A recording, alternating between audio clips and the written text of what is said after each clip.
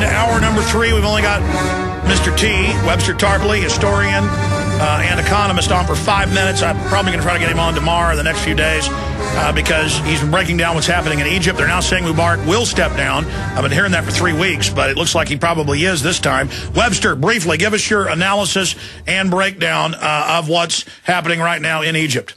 Well, this is a CIA military coup. It was announced in Washington this morning by Leon Panetta, the head of the CIA, in testimony to the House Intelligence Committee. He said Mubarak is going to be out today. So it's all organized behind the scenes. The people in the foreground, this gaggle of anarchists and dupes in the square, these people are the walk-ons. They're the props, if you will. They're what makes this plausible to the average person. But what's going on is a good old-fashioned military coup. Now, the question is, will it be Suleiman, the CIA contact man, ruling alone, or will it be a military junta, which would include this guy Tantawi, the defense minister, and the chief of staff of the armed forces, General Anan. So this is, again, a military putsch. Now, the big issue is why, and more research reveals why. Mubarak had been fighting the U.S. on many issues.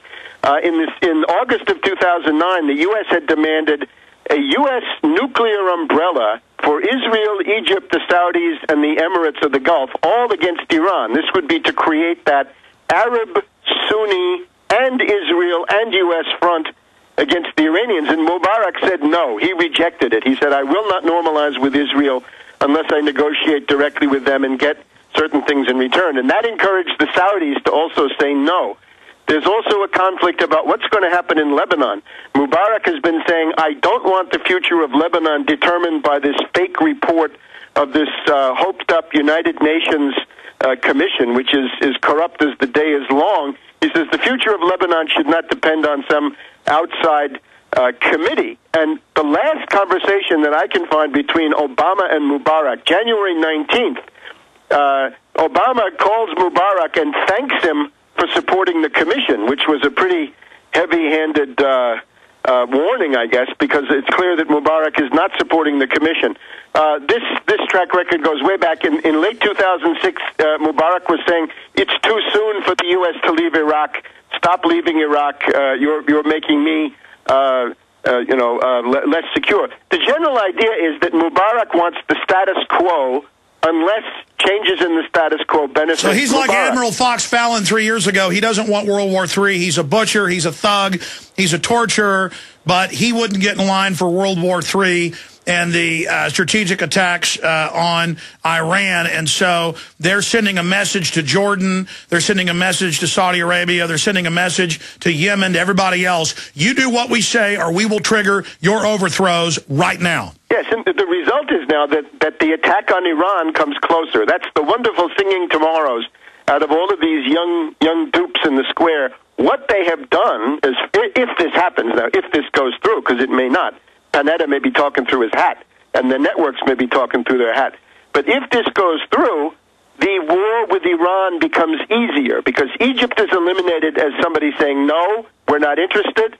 The Saudis at that point may cave, and at that point you've got pretty much a clear path to have the war with Iran. So that's the wonderful All right, Webster, benefit. I got to stop because we're out of time. Listen, this is so important, but I have a guest already scheduled in studio, and I concur with your analysis. Plus, it's now admitted, as you said with Panetta and the previous, that the U.S. interests were funding this, that we need to do 20 minutes on this, but I know you may have other things scheduled. Can you come back with us in 55 minutes for 20 minutes to really take your time? Whatever you need, sure. Okay, we will call one, whichever is more convenient. We will call you in 55 minutes, and we'll do 2 segments where you can, from the beginning, read the actual quotes of Panetta, the London Telegraph 3 weeks ago saying the U.S. was doing this, and what this signifies, that Panetta would announce they're about to fall, and then it's announced. This is unbelievable. Meanwhile, Glenn Beck's claiming that George Soros is running all this, and at certain levels, I guess he is. We'll break all that down with you coming up, 55 minutes. Stuart Rose, we occupied this country and many others. We're trying to get our republic back. And we had Webster pop in earlier for 5 minutes, but I wanted to have him come back live here to recap and get into the latest developments. They are announcing that Hosni Mubarak in the last few hours is going to step down. Now, they've been saying this for 3 weeks to create a self-fulfilling prophecy. We're not fans of the dictator Hosni Mubarak. The issue here is it's admitted that our government, Israel, and others, even though they claim they like Mubarak, have been telling him to step down. It is admitted, and Leon Panetta, before this announcement earlier today, gave testimony in Congress that they were telling him to step down. He would step down or make the announcement of stepping down today. What is the overall strategy? What's happening here? Glenn Beck is saying it's the Muslim Ottoman Empire, the Caliphate coming back. Well, in a way, that's true. They're trying to destabilize the Middle East. What's the larger geopolitical aims? Historian, doctor of history, also in economics. He has a doctorate in history, but he's also an economist, is Webster Tarpley. He's also an author, wrote the unauthorized biography of George Herbert Walker Bush and the unauthorized biography of Barack Hussein Obama. You've got the floor for the next 12 minutes, sir. Break down exactly what's happening here. Well, the first thing I would say is there may be now a counter-coup in process. It's been 4 or 5 hours since Leon Panetta opened his big yap at the House Intelligence Committee hearing in the Capitol here in Washington this morning, saying, oh, there's a very strong likelihood that Mubarak will be out by the end of the day. And I think he realized that this was a very stupid thing to do. A new low of stupidity even for the CIA, because imagine you're a nationalist Egyptian officer or even, a normal Egyptian. Your country's future is being announced in Washington, D.C. by the head of the CIA. Some of these people they might die of shame as a result of this.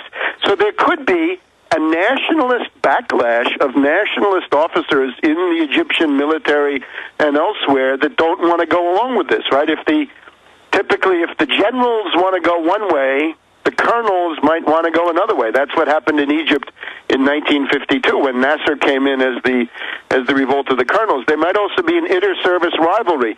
If we're going to have a military junta, they may be fighting over the seats in that military junta.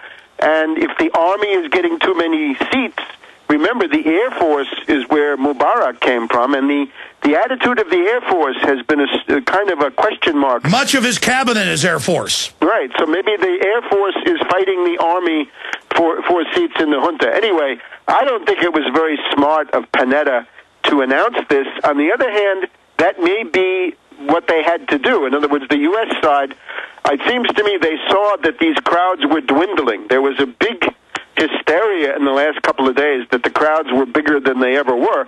But if you look at what they did, they filled in most of that square with a tent city where no people could really go and mill around. So it seemed to me they were dealing with a fairly anemic, fairly feeble response to all this demagogy. And the Golden Youth were there, yes, the Golden Youth were there overnight.